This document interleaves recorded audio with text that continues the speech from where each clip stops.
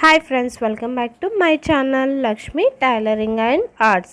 ఈరోజు మనం ఈ వీడియోలో మగ్గం వర్క్ అలాగే ఆర్య వర్క్ వేసుకోవడానికి బ్లౌజ్ మనం మార్కింగ్ ఎలా చేయాలో చూద్దామండి. స్టిచ్చింగ్ రాని వాళ్ళైనా సరే ఈ విధంగా మార్కింగ్ చేసుకోవచ్చండి. ఎంతో సింపుల్ అండ్ ఈజీగా మనం మార్కింగ్ చేసుకోవచ్చండి. ముందుగా మనం బ్లౌజ్ పీస్ అనేది బార్డర్స్ రెండు ఒకవైపుకు ఉండేలాగా ఈ విధంగా మనం ఫోల్డ్ చేసుకోవాలండి. వీడియోలో చూసారా నేను ఫోల్డింగ్ చేశాను కదా, ఆ విధంగా ఫోల్డ్ చేసుకోవాలి. అలాగే మడత వచ్చేసి మన వైపు ఉండాలి. ఓపెన్స్ వచ్చేసి ఆపోజిట్ వైపులో ఉండేలాగా మనం క్లాత్ అనేది ఫోల్డ్ చేసుకోవాలండి. ఇలా ఫోల్డ్ చేసుకున్న తర్వాత కింద వైపు ఏదైనా క్రాస్గా ఉంటే పీస్ అన్నది ఈ విధంగా మనం స్ట్రైట్గా ఒక లైన్ అన్నది వేసుకోండి. అలా వేసిన తర్వాత ఆల్తీ బ్లౌజ్ అన్నది తీసుకునేసి ఇలా ఒక హాఫ్ ఇంచ్ ఖర్చు కోసం కింద వైపు వదలాలండి. అలాగే ఇక్కడ చూసారా బ్లౌజ్ ఒక పొడుగు అన్నది చూసుకోవాలండి. ఈ విధంగా బ్యాక్ సైడ్ టక్స్ ఉంటుంది కదా, టక్స్ దగ్గర నుంచి షోల్డర్ మిడిల్ పాయింట్ ఉంటుంది కదా, మిడిల్ పాయింట్ని ఈ విధంగా మనం జాకెట్ పొడుగు అన్నది చూసుకోవాలండి. ఇలా జాకెట్ ఒక పొడుగు చూసుకోవాలి. మనం ఇలా పొడుగు చూసుకునేసి ఇలా ఒక మార్కింగ్ అన్నది చేసుకోవాలి. అలాగే పైన వైపు ఒక స్కేల్ తీసుకునేసి లైన్ అన్నది వేసుకోండి. ఈ విధంగా వేసిన తర్వాత ఇప్పుడు నెక్ అనేది కట్ చేసుకుందామండి. నెక్ వచ్చేసి మనం వెడల్పు 3 ఇంచెస్ తీసుకోవాలండి. మామూలుగా నార్మల్ బ్లౌజెస్కి అయితే మనం 2.5 ఇంచెస్ 2 ఇంచెస్ తీసుకుంటాము. ఇక్కడ వచ్చేసి 3 ఇంచెస్ తీసుకోవాలండి. మగ్గం వర్క్ ఎప్పుడైనా సరే వేసేటప్పుడు 3 ఇంచెస్ తీసుకోవాల్సి ఉంటుందండి. అలాగే ఇప్పుడు మనం బ్యాక్ సైడ్ వీపు ఎంత ఉందో పొడుగు చూసుకోవాలండి. ఇలా ఆల్తీ బ్లౌజ్ తీసుకునేసి ఇలా మిడిల్ పాయింట్ల నుంచి వీపు పొడుగు ఎంత ఉందో చూసుకుని ఇలా మనం మార్కింగ్ అన్నది చేసుకోవాలండి ఈ విధంగా. అలాగే ఇక్కడ కూడా మనం 3 ఇంచెస్ అనేది మార్కింగ్ చేసుకుందాం. ఇలా ఈ విధంగా మార్కింగ్ చేసుకుందాం. అలాగే ఇప్పుడు చూసారా మనం టేప్తో సహా ఈ విధంగా కూడా మనం నెక్ అనేది మార్కింగ్ చేసుకోవచ్చండి. ఇలా లెంత్ అనేది చూసుకునేసి 9.5 ఇంచెస్ 10 ఇంచెస్ ఇలా నెక్ను కూడా మార్కింగ్ చేసుకోవచ్చు. నేను ఇక్కడ బ్లౌజ్తోనే మార్కింగ్ చేసి చూపిస్తున్నాను. అలాగే ఇప్పుడు చూసారా రౌండ్ అన్నది మార్కింగ్ చేసుకోవాలండి. ఇలా ఒక హాఫ్ ఇంచ్ అన్నది ఇలా రౌండ్గా మార్క్ చేసుకోవాలండి. ఒక హాఫ్ ఇంచ్ అనేది పాయింట్ పెట్టుకునేసి ఇలా రౌండ్ అనేది నీట్గా మార్కింగ్ చేసుకోవాలి. ఈ విధంగా యాక్చువల్లీ నార్మల్గా రౌండ్ మాత్రమే వర్క్ వేయాలనుకుంటే ఈ మాత్రం చాలండి. లేదా ఓవరాల్గా బ్లౌజ్ మొత్తం వేయాలనుకుంటే మనం ఈ విధంగా షోల్డర్స్ కూడా మనం మార్కింగ్ చేసుకోవాల్సి ఉంటుంది. ఇప్పుడు షోల్డర్ చూసారా ఈ విధంగా షోల్డర్ అనేది మార్కింగ్ చేసుకోవాలండి. ఆల్తీ బ్లౌజ్ తీసుకునేసి ఒక హాఫ్ ఇంచ్ ఎక్స్ట్రాగా మార్కింగ్ చేసుకోవాలండి. ఇలా మార్కింగ్ చేసిన తర్వాత జాకెట్ వెడల్పు అన్నది చూసుకోవాలండి. ఈ విధంగా నెక్ కింద క్రాస్ బెల్ట్ పైన ఈ విధంగా పాయింట్ అన్నది తీసుకునేసి ఇలా చూసారా ఈ విధంగా మనం ఫోల్డ్ చేసుకునేసి వెడల్పు అన్నది మార్కింగ్ చేసుకోవాలి. అలా చేసిన తర్వాత ఇలా కింద వైపు నుంచి పైన చంక భాగం దాకా పొడుగు ఎంత ఉందో చూసుకుని ఈ విధంగా మనం మార్క్ చేసుకోవాలండి. ఇలా మార్కింగ్ చేసిన తర్వాత ఇప్పుడు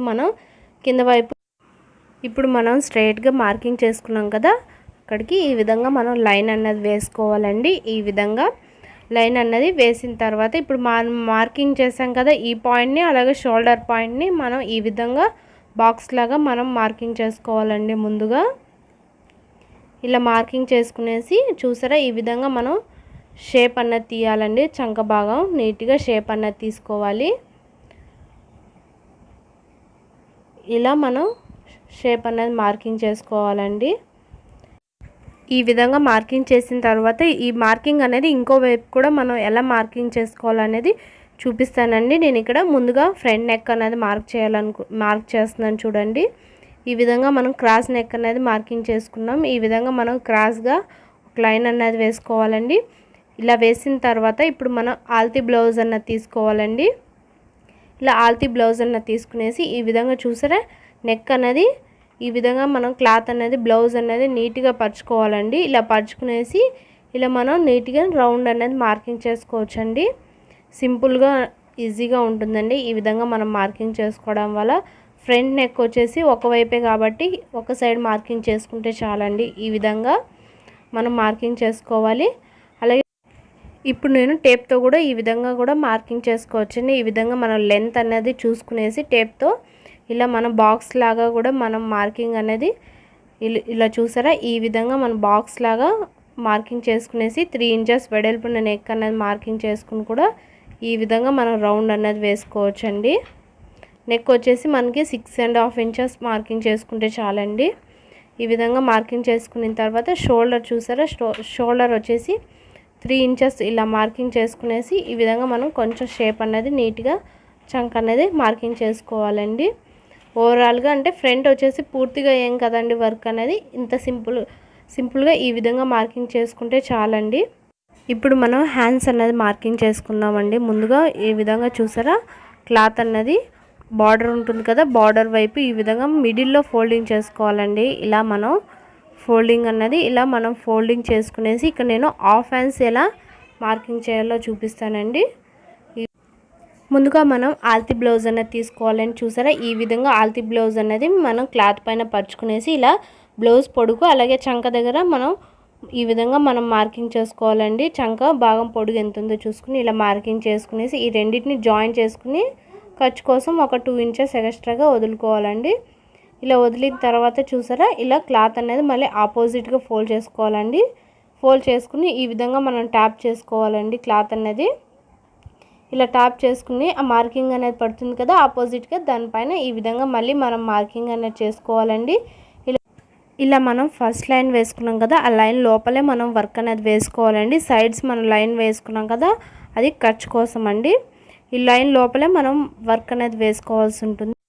ఇప్పుడు మనం ఎల్బో హ్యాండ్స్ని కూడా మార్కింగ్ ఎలా చేసుకోవాలో చూద్దామండి. ముందుగా మనం ఎల్బో హ్యాండ్స్ అనేది తీసుకోవాలండి. ఆల్తీ బ్లౌజ్ అనేది తీసుకునేసి ఇలా బ్లౌజ్ పొడుగు అనేది చూసుకోవాలండి. క్లాత్ వచ్చేసి 4 మడతలు వేసుకోవాలండి. ఇలా మనం మార్కింగ్ చేసుకున్న తర్వాత అలాగే చంక భాగం కూడా పొడుగు ఎంత ఉందో చూసుకుని ఇలా ఒక మార్కింగ్ అనేది చేసుకోవాలి. ఇలా మార్కింగ్ చేసేసి ఇలా స్ట్రైట్గా ఒక లైన్ అనేది వేసుకోండి. అలాగే కింద వైపు ఖర్చు కోసం ఈ రెండింటిని మనం జాయిన్ చేసుకునేసి ఇలా ఖర్చు కోసం కూడా ఒక 2 ఇంచులు అనేది ఎక్స్ట్రాగా మనం మార్క్ చేసుకోవాల్సి ఉంటుంది. ఇలా మనం ముందుగా మనం మార్కింగ్ చేసుకున్నాం కదా, ఈ మార్కింగ్ని ఇప్పుడు మనం ఆపోజిట్గా మనం ఎలా మార్కింగ్ చేసుకోవాలో చూద్దాం. ఈ విధంగా మనం థిక్గా చాక్ పీస్తో మార్కింగ్ చేసేసి క్లాత్ అనేది ఫోల్డ్ చేసుకోవాలండి. చూసారా, ఈ విధంగా మనం క్లాత్ అనేది ఫోల్డ్ చేసుకుని పైన సైడ్ ట్యాప్ చేసుకోవాలండి. ఇలా ట్యాప్ చేసేసి మనం ఇప్పుడు చూసారా, ఇప్పుడు మనం మార్కింగ్ చేసింది దీనిపైన పడుతుంది. ఈ మార్కింగ్ని మనం ఇటువైపు కూడా ఇదే విధంగా మనం మార్క్ చేసుకోవచ్చండి ఎంతో ఈజీగా. ఇలా మనం మార్కింగ్ చేసుకోవాలి.